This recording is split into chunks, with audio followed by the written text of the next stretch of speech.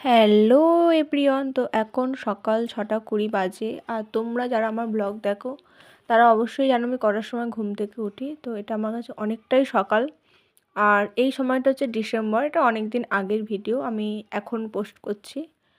তো এখন আমি উঠেছি একটা কাজের জন্য, যে কাজটার জন্য আমাকে এখন বেলুন ফোলাতে হবে। তো কিসের জন্য বেলুন ফোলাচ্ছি তোমরা তো অবশ্যই দেখতে পাবে।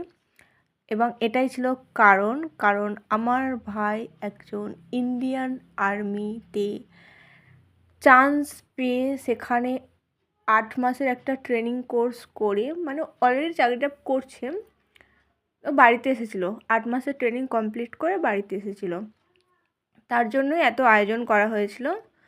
আর এটা ছিল আমার মা। ওর পাশে যে বাচ্চাটা দাঁড়িয়ে আছে এটা হচ্ছে আমার মামার ছেলে। তো যেহেতু বাড়িতে একটা বাচ্চা থাকলে বড়দের যেটা করতে হবে ওর দেখা দেখি সেও তো সেটা করবেই না।